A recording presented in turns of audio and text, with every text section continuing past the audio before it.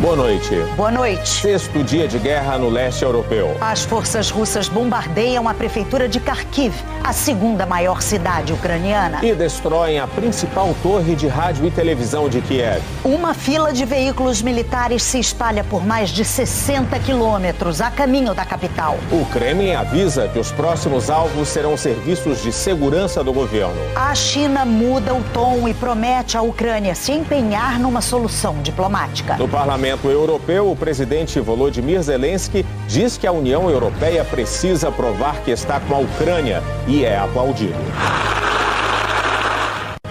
No Conselho de Direitos Humanos da ONU, ministros e diplomatas abandonam o discurso do ministro das Relações Exteriores russo, Sergei Lavrov. No mesmo encontro, o secretário de Estado americano Antony Blinken condena os ataques russos a escolas, hospitais e prédios residenciais.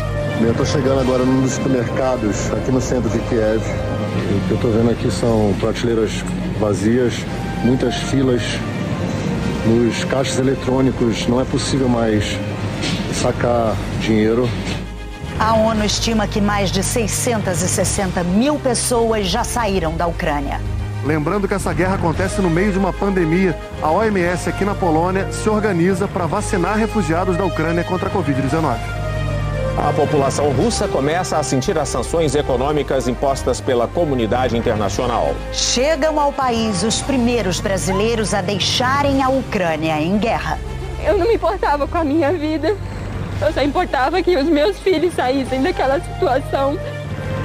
O Jornal Nacional começa agora.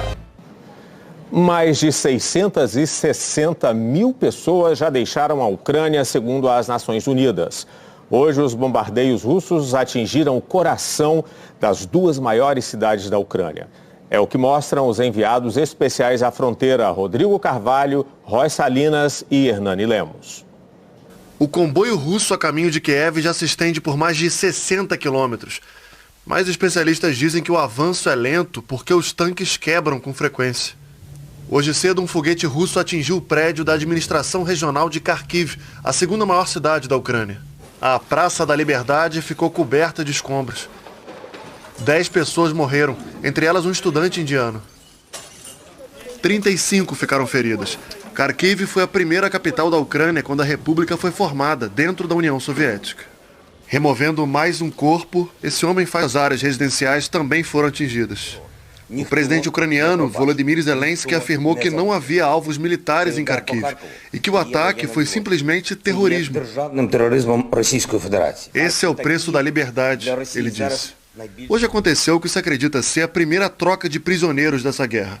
Um oficial russo por 5 militares ucranianos, segundo o governo da cidade de Sumy, no nordeste do país. Uma segunda rodada de negociações de paz entre Rússia e Ucrânia foi marcada para amanhã em Belarus. Mas Zelensky quer uma interrupção nos combates antes de se sentar à mesa. De Moscou, a mensagem é outra. A operação militar vai continuar até que nossos objetivos sejam alcançados, disse o ministro da Defesa. Sergei Shoigu ainda insistiu que está tomando todas as medidas necessárias para proteger os civis. Os alvos, segundo ele, são apenas militares, usando armas guiadas de alta precisão. O governo russo avisou que atingiria alvos de telecomunicações em Kiev e recomendou que a população deixasse a capital. Mas muitos ficam com medo do que pode acontecer na estrada. No fim de semana, Polina, de 10 anos, foi morta a tiros por soldados russos com os pais quando a família tentava sair. O irmão e a irmã estão no hospital. Menos de 2 horas depois do alerta, veio o ataque. Um bombardeio atingiu a principal torre de transmissão de TV da cidade. 5 pessoas morreram. O ataque danificou também o memorial às vítimas ucranianas do Holocausto. O presidente Zelensky, numa mensagem nas redes sociais, declarou: "Passamos 80 anos dizendo nunca mais. Pra quê? A história se repete." E cada bomba na Ucrânia expulsa mais pessoas de lá. Muitos vêm para cá, para a Polônia. Esse aqui é um ponto de acolhimento para os refugiados. Os ônibus chegam para levar as pessoas para cidades maiores da Polônia. Mas eles encontram aqui também muita ajuda. Cada placa dessa é um voluntário oferecendo carona para alguma cidade daqui. Não só da Polônia. Tem gente oferecendo carona, por exemplo, para Berlim, na Alemanha, Praga, na República Tcheca. É a primeira parada em que os refugiados já encontram essa força de voluntários aqui na Polônia. Muitas pessoas também estão indo para os outros países vizinhos da Ucrânia. 3 gerações na estrada para a Hungria. Avó, mãe e netas. A senhora de 80 anos conta que nasceu durante a ocupação nazista na Ucrânia, na Segunda Guerra Mundial. Ela não queria sair de casa, só aceitou fugir pela insistência das netas. Alguns denunciam racismo na travessia. Nesse posto na Romênia, Etel, de Gana, diz que os guardas deixavam passar primeiro os ucranianos, depois indianos, árabes e, por último, os negros. A marroquina Selma disse que um policial cobrou passagem num trem que deveria ser de graça. Ele disse que só era gratuito para ucranianos. Eu sou estudante, eu pago impostos também. No meio de um monte de problema, crianças escolhem um brinquedo novo, graças às muitas doações. O pai chama os filhos. As crianças não sabem que estão vivendo uma guerra. Arsin tem 3 anos. Arissa, 6. A gente não explicou para eles a situação. Eles não entendem o que está acontecendo. Minha filha é inteligente, ela ouve algumas coisas, mas eles não sabem. Como é que eu vou explicar? Ebrahim disse para as crianças que essa é uma viagem em família. Elas acham que vieram visitar um primo na Polônia. E parecem estar gostando do que na cabeça delas é uma aventura. Arsin diz que está bem. Good. A Arina, super bem. Super. Sabe filme de Hollywood? Isso aqui é um filme de Hollywood, o que eu estou vivendo nesses últimos 5 dias. As crianças vão brincar e Ebrahim deixa sair um pouco da raiva que está sentindo de Vladimir Putin. Fala para a câmera como se falasse olhando para o russo. Stop it, please. Eu não fiz nada, ele nem me conhece. Por que ele quer matar minhas crianças? Putin, me escuta, a gente é valente. Nós não temos medo de você. Você é um assassino, para com isso. O que você está fazendo com a vida das pessoas? Quem é você? Quem te autorizou a matar ucranianos? A Ucrânia não é seu país. Tem muito russo vivendo nos Estados Unidos. Vai lá salvá-los. Vai lá, ataca os americanos.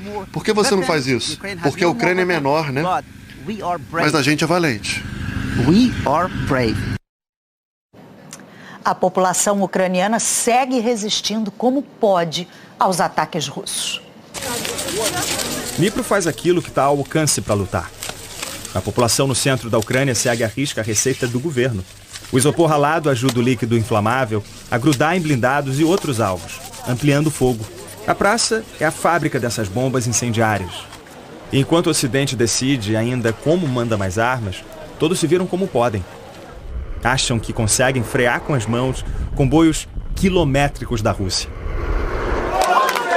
Num dos momentos mais frágeis da sua história, a Ucrânia parece mais forte como sociedade. As filas também são para doações de tudo que alguém que acha que pode ajudar: cobertor, água e garrafa que ficou vazia quando ainda tinha festa na Ucrânia. Muitos com um coquetel Molotov nunca nem se envolveram numa confusão. São pessoas comuns que dão tudo de si para defender o lugar deles. Há pelo menos 5 meses, eles ouvem o zum-zum-zum de uma invasão. O coquetel Molotov recebeu esse nome numa guerra entre a Finlândia e a União Soviética em 1939. Os finlandeses homenagearam Vyacheslav Molotov, que era o ministro do exterior soviético. Um relatório do governo britânico na época informou que a população chegava a atrair os tanques para vielas e atacava com Molotov. O chefe da diplomacia da Ucrânia lembrou que a última vez em que Kiev enfrentou algo assim foi nesse mesmo período contra os nazistas. Dmytro Kuleba declarou que a Ucrânia derrotou esse mal e vai fazer de novo agora. O exército ucraniano tem funcionado em posições de defesa bastante fixas e depende cada vez mais de civis. O voluntário de Kiev disse que só participa dessa limpeza porque a Rússia veio bater na porta dele. As armas caem nas mãos de quem quiser lutar. E muitas delas são de origem russa. Há o mesmo espírito comunitário em Kharkiv. A segunda maior cidade do país sofre com bombardeios pesados e o cerco. Moradores saem do abrigo para salvar quem o Kremlin condenou com bombas e artilharia. Lviv ainda não sentiu o ataque, mas a cidade perto das fronteiras com países da OTAN não ficou parada. Muitos deram o passo à frente, do moicano à cabeça branca. O senhor, a metros do uniforme, já não se reconhece no terno da foto. A médica, emocionada, também se alistou. Ela repete para si mesma que vai dar tudo certo. Glória à Ucrânia. Slava Ukraine. Ali perto, a biblioteca virou um mutirão. Dezenas de voluntários rasgam tecidos para fazer redes de camuflagem. A bibliotecária contou que as pessoas trazem doações e cozinham para os soldados também. Todos cantando o hino ucraniano. Ao lado dos livros, escrevem uma nova história de resistência. O presidente da Ucrânia, Volodymyr Zelensky, foi aplaudido hoje de pé durante um discurso no Parlamento Europeu. A reportagem é dos enviados especiais a Bruxelas, Daniel Peralta e Bianca Rotier. As cores da bandeira ucraniana se espalharam pelo plenário. Os sentimentos de revolta e compaixão também. Ao abrir a sessão extraordinária, a presidente do Parlamento Europeu, Roberta Metsola, defendeu aqueles que lutam nas ruas pelos nossos valores contra a máquina de guerra de Vladimir Putin. Putin's massive war machine. O presidente ucraniano Volodymyr Zelensky participou virtualmente. Um momento tão forte que nem tradutores de ucraniano para diferentes idiomas conseguiram segurar a emoção.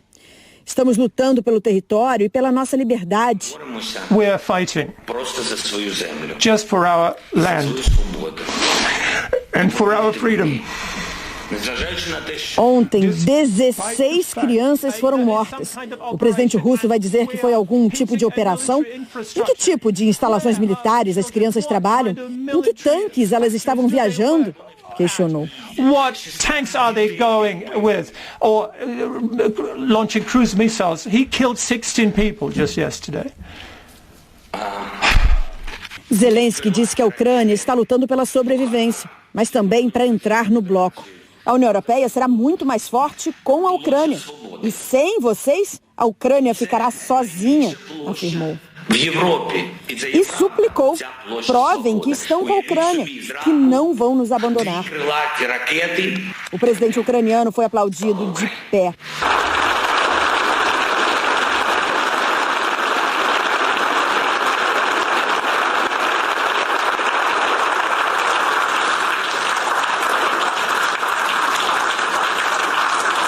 A presidente da Comissão Europeia, Ursula von der Leyen, disse que o presidente e os ucranianos são uma inspiração. Falou que o bloco está mais perto do que nunca da Ucrânia, mas alertou que ainda há um longo caminho pela frente. Primeiro, é preciso acabar com a guerra. We have to end this war. A emoção seguiu do lado de fora. Parlamentares se juntaram a manifestantes e ouviram mais uma vez: Ucrânia é Europa.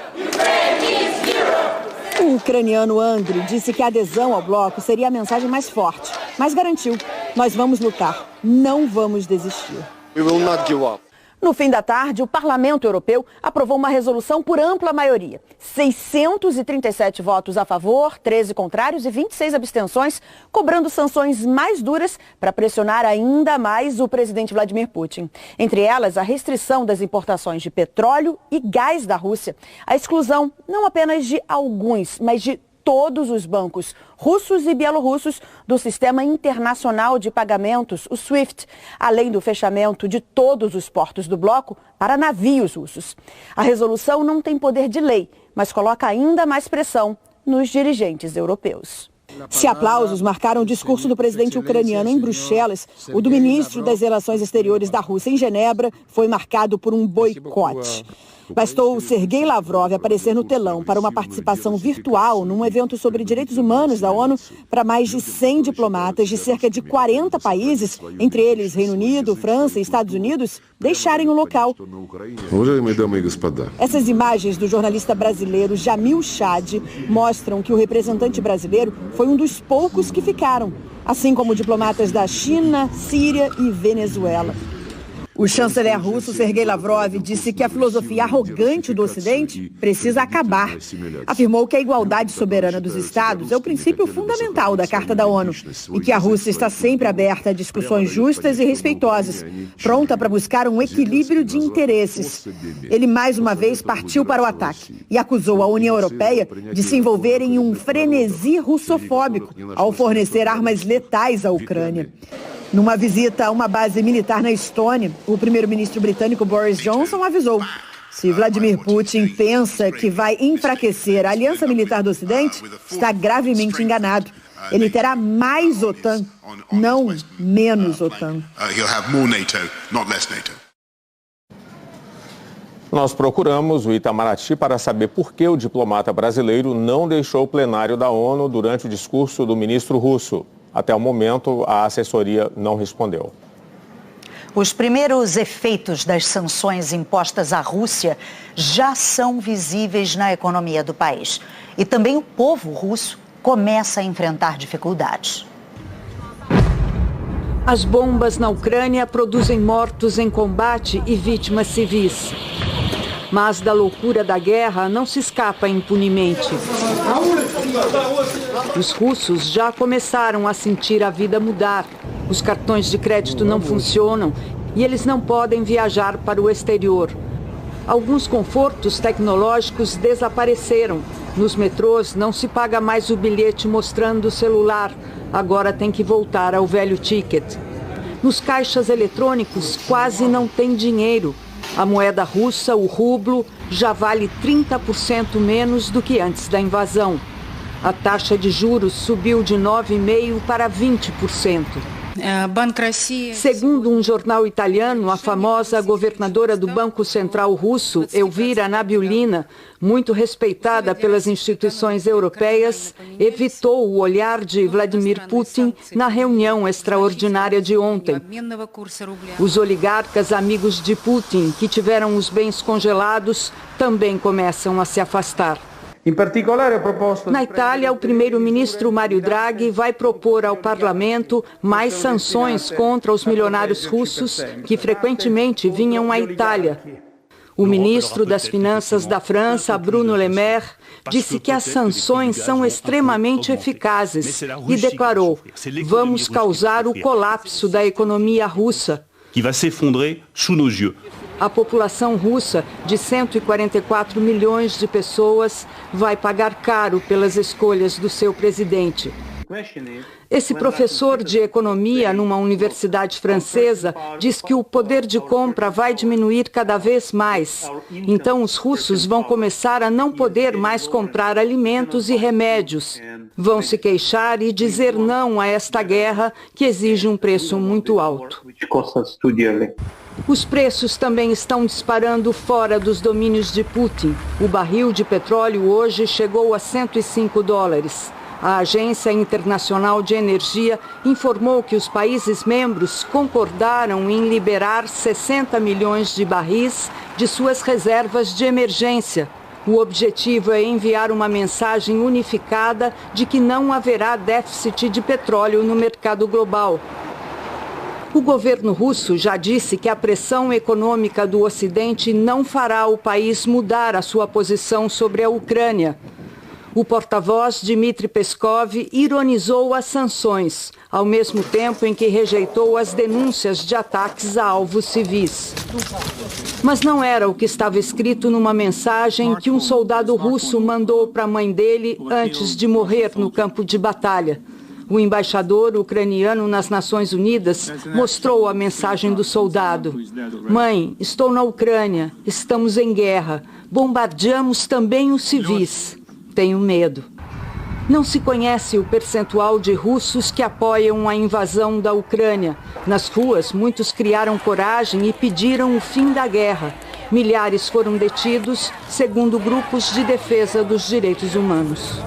Há 8 anos que a Rússia vinha se preparando para essa guerra. E apesar de ter construído boas reservas, os analistas não excluem que o país possa simplesmente ir à falência. Algumas empresas russas já estariam dando sinais de insolvência.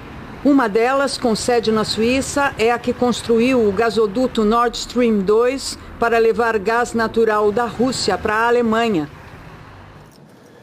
A Assembleia Geral da ONU entrou no segundo dia da reunião extraordinária sobre a situação da Ucrânia. Na Casa Branca, a expectativa é para o discurso do presidente Joe Biden ainda hoje. O presidente americano hoje vai encarar uma prova de fogo. Com a popularidade mais baixa desde que foi eleito, Joe Biden se prepara para seu primeiro discurso sobre o Estado da União. O discurso anual, realizado no Congresso americano, é uma mensagem sobre a situação do país, os desafios e as possíveis soluções.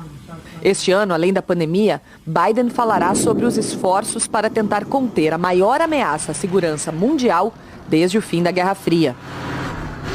Por isso, a agenda pública do presidente ficou mais restrita. No início da tarde, ele conversou por telefone durante meia hora com o presidente ucraniano Volodymyr Zelensky. Biden reforçou o apoio americano nas áreas de segurança, na economia e também em relação à profunda crise humanitária que o país vive. Nas redes sociais, Zelensky falou sobre o telefonema e afirmou: precisamos parar o agressor o quanto antes. Os dois líderes se mostraram preocupados com o aumento de ataques a regiões civis. Pela manhã, o ataque a alvos civis foi duramente criticado pelo secretário de Estado Antony Blinken, que discursou na reunião do Conselho de Direitos Humanos da ONU. Ele disse que os crimes russos na Ucrânia aumentam a cada hora que passa, com bombardeios em hospitais, escolas e prédios residenciais. Os membros deste conselho deveriam parar de tratar todos os lados como igualmente responsáveis pelo que, na verdade, é um ataque não provocado por um só lado. Nós temos que rejeitar as tentativas russas de falsamente justificar esses ataques como se fossem uma defesa dos direitos humanos, usando falsamente termos que usamos para as piores atrocidades e desrespeitos contra as vítimas destes crimes. Aqui na ONU, o dia foi de mais discursos na reunião extraordinária da Assembleia Geral sobre a situação na Ucrânia. O voto da resolução que condena as ações da Rússia está previsto para essa quarta-feira. O porta-voz da missão americana na ONU disse que os Estados Unidos vão expulsar um funcionário russo que trabalha nas Nações Unidas. Ontem, os Estados Unidos já tinham pedido a saída de 12 diplomatas russos da missão ligada à ONU, alegando que estavam envolvidos em espionagem. Vamos a Nova York, agora ao vivo. A correspondente Sandra Coutinho tem as últimas informações sobre a Assembleia da ONU e sobre uma mudança importante na posição da China a respeito do conflito no leste europeu. Sandra, boa noite para você. Boa noite, Ana Luísa, Elter, boa noite a todos. Olha, a sessão de hoje terminou agora, há pouco, 8 da noite, no horário de Brasília. No fim da tarde, a ministra das Relações Exteriores da Alemanha disse aqui na ONU que a guerra é baseada nas mentiras da Rússia. E lembrou que os russos afirmaram que fazem essa missão de paz na Ucrânia, mas que os tanques não estão levando água e comida para bebês, e sim carregando morte e destruição. Ana Helena Baerbock destacou a importância do voto condenando a agressão da Rússia e disse que quem se mantiver neutro está escolhendo o lado do agressor. A reunião da Assembleia Geral será retomada amanhã ao meio-dia. O discurso da embaixadora americana nas Nações Unidas, Linda Thomas-Greenfield, é o mais aguardado. Ao fim dos discursos, os 193 países da ONU votarão se aprovam ou não uma resolução que condena a invasão russa à Ucrânia. A expectativa é que a resolução seja aprovada, mas a gente, claro, vai ficar de olho em alguns votos. No do Brasil, claro, e no da China, que até agora atribuía a crise a uma série de fatores e não apenas à Rússia. A China, inclusive, se absteve na sexta-feira quando o Conselho de Segurança pediu a retirada imediata, completa e incondicional das tropas russas do território ucraniano. Hoje, a China mudou de tom. O ministro das Relações Exteriores da Ucrânia, Dmytro Kuleba, conversou por telefone com o ministro das Relações Exteriores chinês, Wang Yi. Kuleba pediu que a China use os laços que tem com a Rússia para acabar com a guerra. Wang Yi respondeu que a China está disposta a fazer qualquer esforço diplomático para acabar com o conflito e expressou preocupação com os civis da Ucrânia. O ministro chinês também disse que o conflito é deplorável, o que deixa a Rússia ainda mais isolada. Ana Luísa, Elter. Obrigada, Sandra. E a seguir, os desafios de Petrópolis 2 semanas depois do temporal. A volta para casa de brasileiros que conseguiram fugir da guerra na Ucrânia. O encarregado de negócios da Embaixada da Ucrânia no Brasil voltou hoje a pressionar o governo brasileiro a se posicionar oficialmente contra a Rússia. Anatoly Kak agradeceu a oferta do presidente Jair Bolsonaro de conceder visto humanitário aos ucranianos, mas disse que são necessárias medidas mais concretas. Ele fez um apelo para que os países cortem relações comerciais com a Rússia. Os ministérios da Justiça e das Relações Exteriores estão preparando uma portaria para a autorização da acolhida humanitária. Nós procuramos o Itamaraty para comentar as declarações do diplomata ucraniano, mas não tivemos resposta. O embaixador brasileiro na Ucrânia, Norton de Andrade Melo Rapesta, divulgou um vídeo nas redes sociais avisando que ele e a equipe deixaram Kiev. O embaixador disse que todos estão bem e que vão continuar na Ucrânia até retirarem todos os brasileiros que desejarem sair do país. E um grupo que estava na Ucrânia desembarcou hoje cedo no aeroporto de Guarulhos, na Grande São Paulo. Quando voltar para casa significa também ter escapado de uma guerra, a emoção se mistura com alívio. Eu cumpri a missão de poder salvar os meus filhos, porque Deus me deu eles, então a minha função é protegê-los. Eu não me importava com a minha vida. Eu só importava que os meus filhos saíssem daquela situação. O que eu mais quero agora é só estar com minha família, meus pais. Todas as vezes que eu falava com ele, eu sempre me despedia, pois não sabia se seria a última vez. Guilherme Nascimento, zagueiro do Kolos Kovalivka, conta que de uma hora para outra a situação na Ucrânia ficou muito perigosa. Eu vi um avião caindo, não sei qual era o avião, se era russo, e eu vi muito barulho de tiro, de armas poderosas que tremia o hotel que eu estava. E vi 2 caças passando pela minha janela. Um caça ucraniano e um russo tacando um míssil no outro. Eu estava na pior zona de perigo. Alguns jogadores que desembarcaram hoje estavam no bunker de um hotel em Kiev com familiares. No sábado, eles pegaram um trem até Chernivtsi, uma cidade que fica perto da fronteira com a Romênia. Foram 14 horas de viagem. Deu tempo da gente pegar 2 maçãzinhas, eu tenho 2 filhos, peguei 2 maçãzinhas, meus filhos comeram. No momento que eu vi o caroço da maçã, eu falei, é agora que eu vou matar minha fome. O grupo atravessou a fronteira com a Moldávia com a ajuda da União das Federações Europeias de Futebol, a UEFA. De lá, os brasileiros foram para Bucareste, capital da Romênia, de onde embarcaram num voo para São Paulo. O Ministério das Relações Exteriores informou que mais de 100 brasileiros já deixaram a Ucrânia e estão em países vizinhos. O Itamaraty diz que há funcionários das embaixadas nas regiões de fronteira prestando apoio e que cerca de 80 brasileiros ainda estão na zona de conflito e querem deixar a Ucrânia. O Davi e outros 2 amigos tinham conseguido uma passagem de trem para deixar Kiev amanhã, mas a viagem foi antecipada.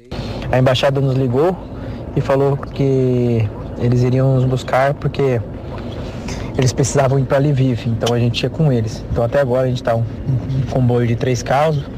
O Moreno, jogador de futsal que está nesse comboio, gravou um vídeo durante a viagem. Aqui, mostrando para vocês o trânsito que tá.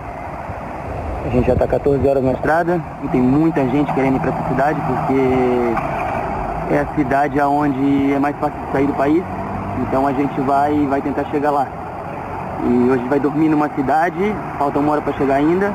E amanhã, se Deus quiser, a gente vai para a cidade, para Lvov e depois para a fronteira para tentar sair do país.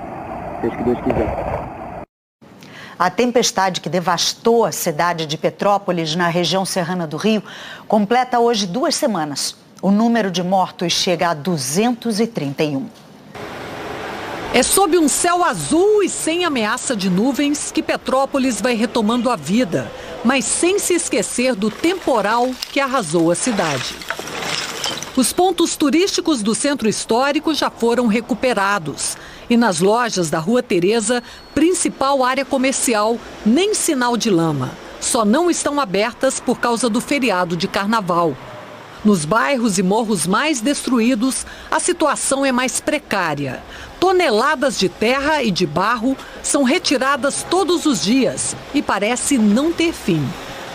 Petrópolis ainda lava e limpa suas ruas, tentando se livrar dos vestígios da tragédia.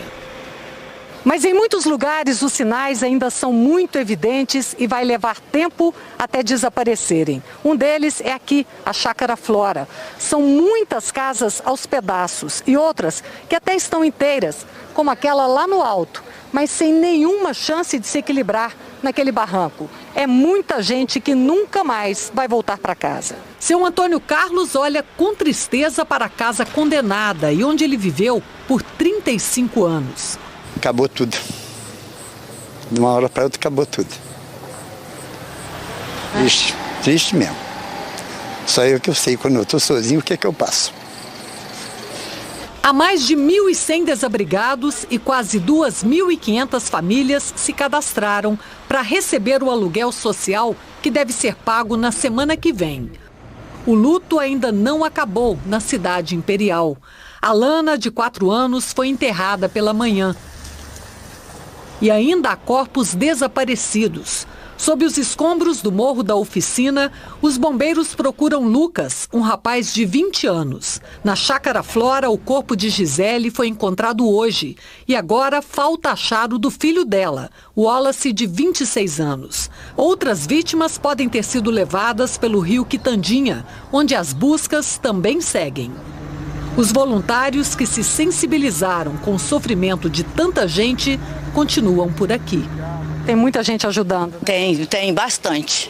Muito, muito. Gratidão, né? A gente sente, nem sei explicar direito o que a gente sente. A gente se emociona, eles se emocionam também com a gente, com a nossa atitude.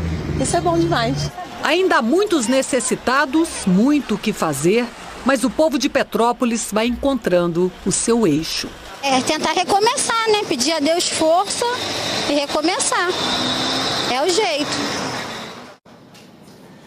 Março chega trazendo menos chuva para várias partes do país, inclusive para a região serrana do Rio. Então agora a gente vai a São Paulo conversar com a Eliana Marques, porque ela tem todas as informações sobre a previsão do tempo em todo o país para a gente, né, Eliana? Boa noite para você. É isso mesmo, Elter. Boa noite para você também, uma boa noite para Ana Luísa e uma boa noite a todos vocês. Em Petrópolis vai chover pouco ou nada até domingo e vai fazer calor. No Rio de Janeiro, amanhã, máxima de 37 graus, em Vitória 34, com previsão de tempo firme. O sol brilha forte também aqui em parte de Minas, da Bahia, do Piauí e do Rio Grande do Sul. Mas na maioria das regiões, em verde aqui no mapa, tem possibilidade de chuva. Pancadas isoladas que podem ser fortes, como as de hoje aqui em São Paulo, também em Belo Horizonte e em Brasília. Salvador, Recife e Manaus terão chuva a qualquer hora do dia, Elter. E tem alguma região, alguma parte do país que pode ter chuva muito forte, Eliana? Tem duas, viu? Uma delas vai do sul do Maranhão até o norte de Goiás, a outra pega o centro-sul de Mato Grosso do Sul, vai até o norte gaúcho e inclui as áreas aqui, as regiões de Florianópolis, Curitiba, Campo Grande e também Palmas. Com a chegada de março, o verão começa a se despedir. Faltam 19 dias apenas para a estação quente e chuvosa terminar. E no sul, a tendência é de chuva abaixo da média nesse mês. Inclusive em Porto Alegre, onde choveu só 21% do normal em fevereiro. Em todo o Rio Grande do Sul, 421 cidades já decretaram situação de emergência por causa da seca. No Sudeste, chuva abaixo do normal, principalmente no interior paulista. A capital teve o fevereiro mais seco em 38 anos e o segundo mais seco desde 1943. Foi quando começaram as medições aqui na cidade. Em março, principalmente, essa região aqui no norte de Minas é que deve ter mais chuva que o normal. O centro-sul da Bahia também, onde a gente vê aqui o mapa em azul. Já de Alagoas até o Maranhão começa a secar. E em todo o Nordeste, 200 reservatórios já têm níveis preocupantes. Fevereiro foi de pouquíssima chuva, principalmente em João Pessoa. Assim como em Campo Grande, no centro-oeste, e vai continuar assim também nas próximas semanas, o que agrava a situação das queimadas. Mato Grosso tem o maior número de focos de incêndio em todo o país. E em março, só o norte do estado, também o Distrito Federal e o leste de Goiás têm expectativa de chuva acima da média na região. Onde ela vai se concentrar mesmo é no norte do Brasil, naquelas áreas que estão em azul ali. Já de Belém até o Tocantins, previsão de chuva abaixo da média. Agora, nos outros estados que aparecem ali com chuva acima do normal, pode até haver mais cheias de rios. Uma boa noite a todos. Ana Luísa, Elter, até amanhã. Até amanhã, obrigado, Eliane. Boa noite para você. A seguir, por que os americanos não estão em alerta com a ameaça nuclear do presidente Vladimir Putin? O desafio de 16 países que prometeram mandar armamento para a Ucrânia. Pelo menos 16 países já se comprometeram a enviar auxílio militar para a Ucrânia enfrentar a invasão russa. O desafio é fazer as armas e os equipamentos chegarem aos soldados ucranianos. Antes da invasão, era pelo aeroporto de Kiev que chegavam remessas de armamento americano. No sábado, os Estados Unidos se comprometeram com mais 350 milhões de dólares em material de defesa. Na lista, mísseis portáteis Javelin, capazes de parar um tanque. No domingo, a Alemanha também rompeu a tradição que mantinha desde o fim da Segunda Grande Guerra de não enviar armamentos. Prometeu 1.000 armas antitanques e 500 mísseis Stinger, que são usados em terra para defesa contra ataques aéreos. A lista de países que prometem mais remessas de armas tem integrantes da Aliança Militar do Ocidente, a OTAN, como Estados Unidos, Alemanha, Reino Unido, Itália, Canadá, Bélgica, Espanha, Portugal, França, Grécia, Holanda, Romênia e República Tcheca, Dinamarca e Noruega.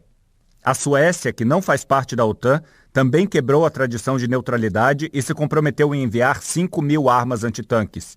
A União Europeia também quebrou a tradição e vai reembolsar Estados-membros que comprarem armamentos para a Ucrânia. O representante da União Europeia para Assuntos Internacionais disse no domingo: o tabu de que a União Europeia não fornece armas para a guerra caiu. O problema agora é como fazer essas remessas chegarem ao exército ucraniano, uma vez que o presidente russo Vladimir Putin ameaça consequências jamais vistas para quem interferir nas pretensões militares dele. O jeito mais rápido seria pelo ar. A União Europeia anunciou no domingo que doaria aviões para o exército ucraniano. Pilotos ucranianos foram para a Polônia para voar de volta nessas aeronaves, que também poderiam levar munição. Mas hoje, Bulgária e Eslováquia, que forneceriam os jatos, disseram que não há nenhum acordo. E o presidente polonês Andrzej Duda disse que nenhum avião sairia do país em direção à Ucrânia nesse momento. A OTAN segue firme no compromisso de não entrar no espaço aéreo ucraniano. Portanto, o que está sendo feito agora é transporte por terra, entregando nas fronteiras armamentos diretamente para o exército ucraniano para que eles distribuam entre suas tropas. Mas isso preocupa os vizinhos. A Hungria anunciou ontem que não permitirá que remessas de armas passem pelo seu território. O ministro das Relações Exteriores húngaro anunciou ontem: não mandaremos tropas, não mandaremos armamentos porque não queremos nos envolver nessa guerra e não deixaremos que remessas de armas letais transitem pelo território húngaro. A preocupação é que essas remessas virem alvo de ação militar hostil, disse ele. A Hungria é membro da OTAN desde 1999, mas o atual governo de Viktor Orbán é visto como o maior aliado do Kremlin na Europa e sofre pressão da OTAN para se posicionar contra a guerra. A principal fronteira usada agora para essas remessas é a da Polônia, porque o país faz parte da OTAN e nesse momento recebe milhares de refugiados. A ministra das Relações Exteriores canadense, Melanie Joly, foi para Varsóvia hoje coordenar a entrega do armamento fornecido pelo Canadá. Ela afirmou ter conseguido um acordo para que isso fosse feito usando a fronteira da Polônia. Mas servir de passagem para armas nesse momento é arriscado, de acordo com Michael Peterson, que é ex-funcionário do Conselho de Segurança Nacional americano e especialista em estratégia militar. Ele diz que a Rússia pode tentar interceptar as remessas com ataques na fronteira, mas que essas operações são muito delicadas porque há um alto risco de agressão também do lado polonês. E aí, isso significaria um ataque a um país da OTAN. Quando as armas entram na Ucrânia, existe o risco de elas serem interceptadas ou caírem nas mãos dos soldados russos e acabarem usadas contra o exército ucraniano, diz o professor. A situação na Ucrânia se complicaria mais com a eventual queda do governo do presidente Volodymyr Zelensky, num cenário em que a resistência ucraniana não teria um controle central, mas estaria a cargo de milícias e grupos civis. A OTAN se relaciona apenas com governos. O professor Peterson diz que há um tremendo risco de que Zelensky seja capturado. No entanto, é possível estabelecer acordos prévios com a União Europeia de procedimentos em caso de ausência do chefe de Estado. Outro desafio seria se Zelensky deixasse o país. Não há registro na história recente de relacionamento da OTAN com governos em exílio reconhecidos internacionalmente. Por isso, quando os Estados Unidos ofereceram para tirar Zelensky de Kiev, ele disse: "Não preciso de uma carona, preciso de armas." O mundo respondeu. E agora, uma operação complexa tem que fazer chegar as armas até ele.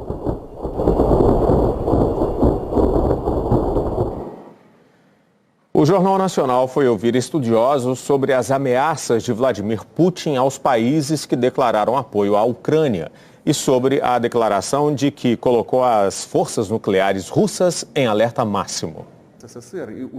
A frase teve um tom de ameaça. No discurso em que anunciou a invasão à Ucrânia, o presidente russo mandou um recado para as potências ocidentais. Vladimir Putin disse para qualquer um de fora que considere interferir, se o fizer, enfrentará consequências maiores do que qualquer outra que já se enfrentou na história. Imediatamente, o secretário-geral da ONU, Jens Stoltenberg, declarou que a aliança militar do Ocidente não tem tropas na Ucrânia, nem planos de enviar.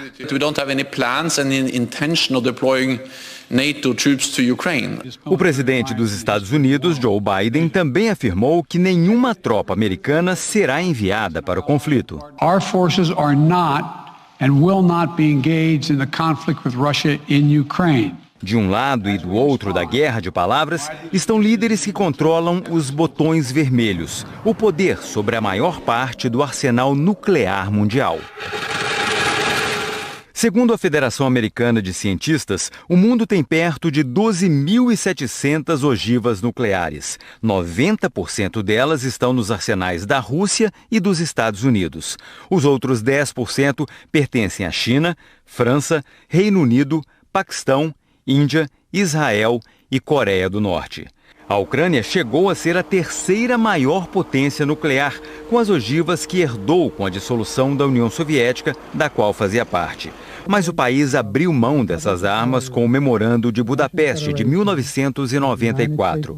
O tratado também foi assinado pela Rússia e garantia o respeito à soberania e às fronteiras da Ucrânia. Para entender o poder das armas de destruição em massa, basta dizer que uma ogiva nuclear moderna equivale a centenas, às vezes, atômica no início dos anos de 1950. E as duas potências militares começaram uma corrida armamentista. No auge da Guerra Fria, nos anos de 1980, o mundo chegou a ter mais de 70 mil bombas. Mas o número começou a cair depois do acordo assinado pelos dois países em 1987.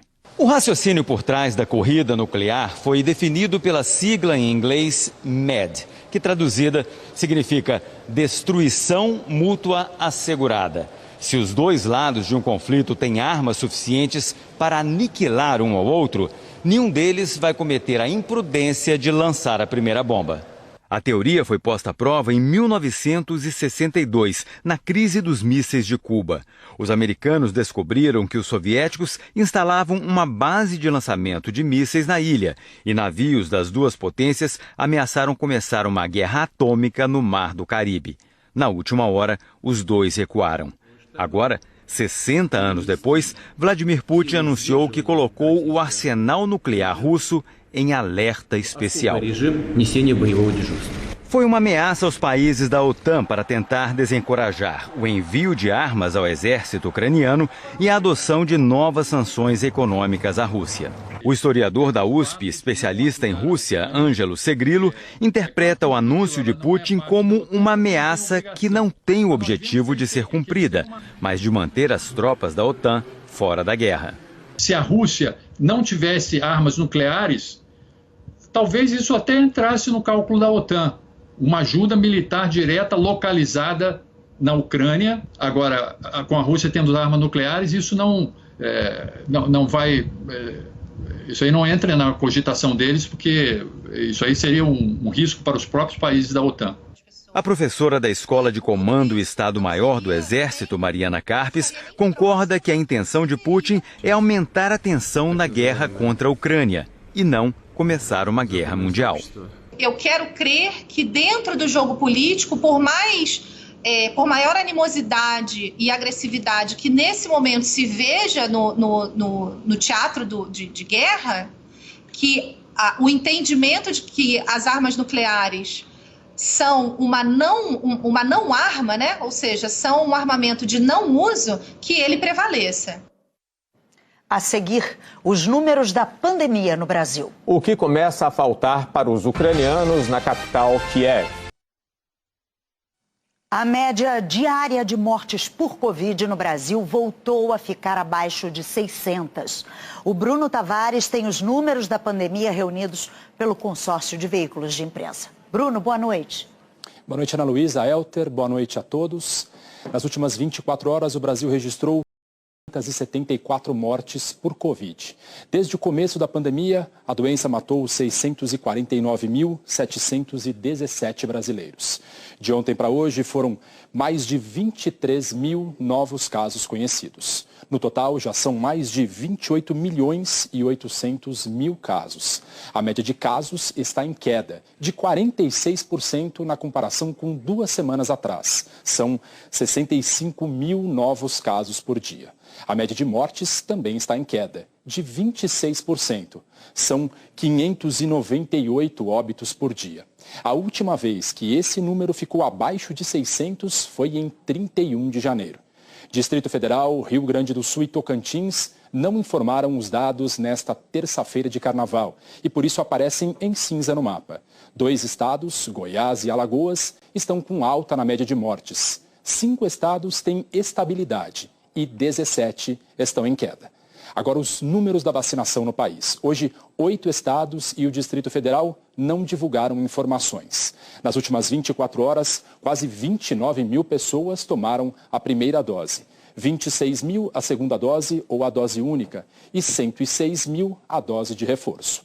O total do dia ficou em 161.282 vacinados. Desde o início da vacinação, 80,36% da população total recebeu a primeira dose. Em relação à população vacinável, que tem 5 anos ou mais, 86,25%.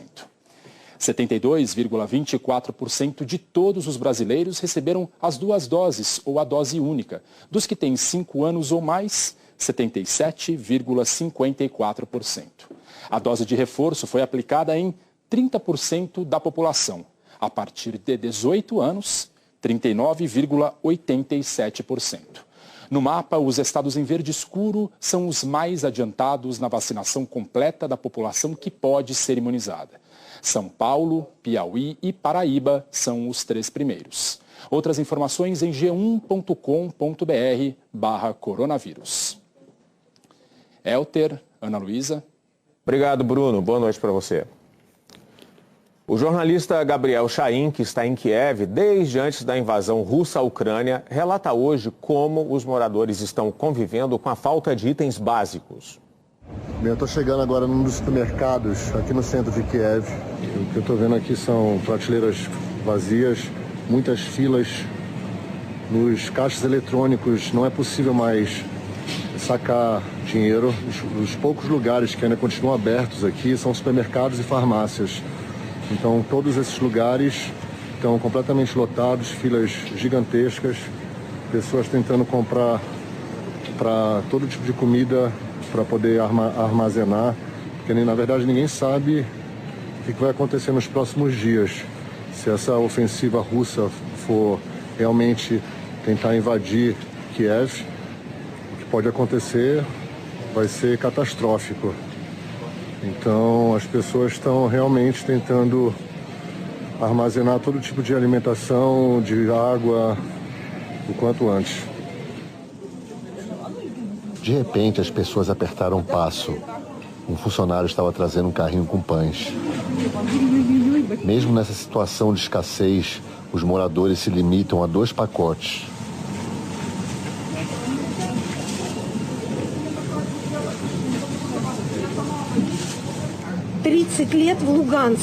A mulher conta que morava em Luhansk e que em 2014 precisou fugir quando separatistas declararam independência em relação a Kiev. Ela se refere a Vladimir Putin como alguém sem ética e sem coração.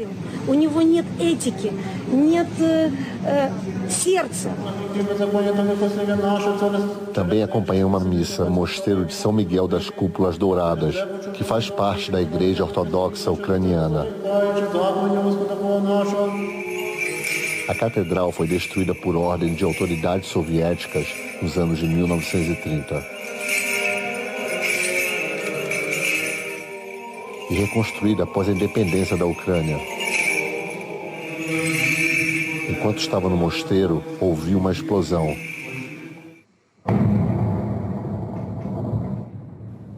Depois soube que era do ataque à torre de rádio e TV. Além dos civis, militares assistem à missa. Soldados que possivelmente estarão no fronte nos próximos dias.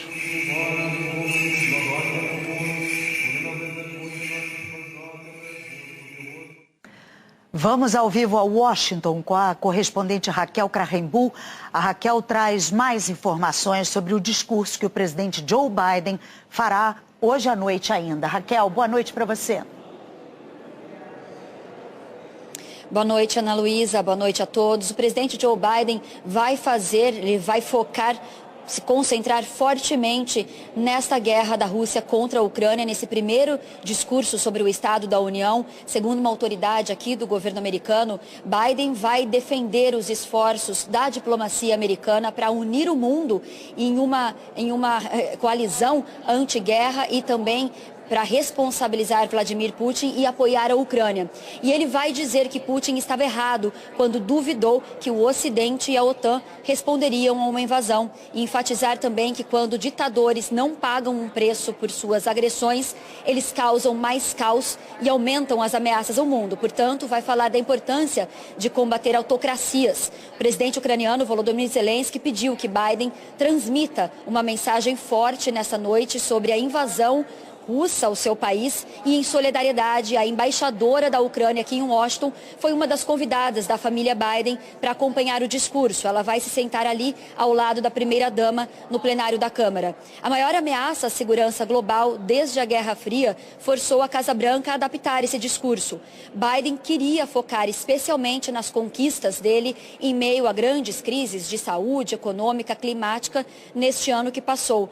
E diante de senadores e também deputados, o presidente vai dizer que seu governo construiu um país melhor. Olhando para frente, nesse ano de eleições legislativas aqui nos Estados Unidos, Biden vai falar como o país dele pode voltar à normalidade depois de mais de 2 anos da pandemia e também vai apontar soluções para outras crises, outros desafios que persistem, como a inflação e também a divisão do país que tem travado a agenda legislativa dele. E esse discurso vai começar daqui pouco mais de uma hora e meia, exatamente agora às 11 horas, no horário de Brasília. Ana Luísa, Elter.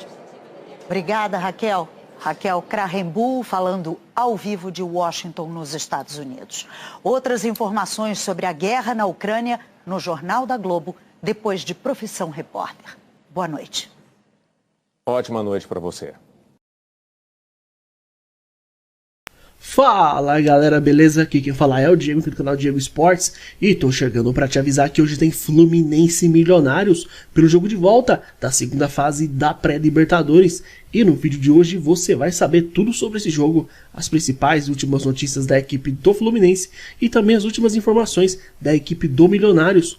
O Fluminense, que venceu fora de casa, joga hoje em casa por um empate. Já o Milionários necessita da vitória, jogando hoje no Rio de Janeiro.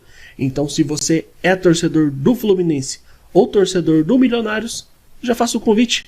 Se inscreva agora aqui no nosso canal, já deixa o seu like no vídeo para nos ajudar. Ativa também o sininho de notificação para você receber nos próximos vídeos. E comenta aí embaixo o seu palpite, porque após a vitória por 2-1 no El Campín em Bogotá, na Colômbia, o Fluminense enfrenta o Milionários na noite desta terça-feira, pelo jogo de volta da segunda fase da pré-Libertadores. Lembrando que não existe mais o gol qualificado como critério de desempate. Com o Flu atuando com a vantagem do empate, a bola rola às 9h30 da noite, no horário de Brasília, em São Januário. O Fluminense chega embalado por 9 vitórias consecutivas para a partida, algo que não acontecia em jogos oficiais desde 1941. O time vive grande momento, é líder no Campeonato Carioca e vem de vitória sobre o Vasco por 2-0, atuando com um time misto. Por ter vencido o primeiro jogo por 2-1 na altitude de El Campín, a equipe de Abel Braga avança com igualdade no placar. Caso o clube seja derrotado por um gol de diferença, a vaga será decidida nos pênaltis. Pela classificação, o Fluminense vai contar com o apoio da torcida, que esgotou os ingressos com 2 dias de antecedência. Mesmo com a derrota, por 2-1 em casa, o técnico Alberto Gamero, do Milionários, não quis saber de baixo astral ou de entregar os pontos. Nas coletivas, após a partida, o treinador ressaltou a atuação de sua equipe, que atuou com a menos boa parte do confronto no El Campín, e mesmo assim promoveu dificuldades ao time de Abel Braga. Segundo o comandante, mesmo atuando longe dos seus domínios, ele espera que o Milionários busque o jogo e atue com pressão para buscar a classificação, como aconteceu no início da partida, antes da expulsão do Sousa. Pelo lado do Fluminense, sem poder contar com o Fred, que sofreu uma lesão na coxa no jogo em Bogotá como previsto, a Abel vai mandar o atacante Cano para a partida. A única dúvida do treinador em relação ao time que enfrentou o Milionários na Colômbia é no lateral direita. Calegari, que foi titular, sentiu um desconforto muscular na coxa durante o jogo e foi poupado contra o Vasco. Ele vai para o duelo em São Januário, mas ainda não é certo que comece jogando. Caso não tenha condições de atuar, Samuel Xavier deve ser o titular. Provável escalação então do Fluminense: deve ter Fábio, David Braz, Felipe Melo e Nino, Cristiano, André, Iago Felipe e Calegari, William, Luiz Henrique e German Cano. Já pelo lado do Milionários, o técnico Alberto Gamero poupou o time principal no último jogo pelo Campeonato Colombiano no sábado. Os titulares, inclusive, viajaram ao Brasil antes em voo fretado. A primeira parte da equipe desembarcou no Rio de Janeiro, no início da madrugada de domingo, os suplentes no fim da manhã. Para a partida dessa terça, o time colombiano não poderá contar com Sousa, autor do gol no jogo em Bogotá. O jogador foi expulso e vai desfalcar a equipe.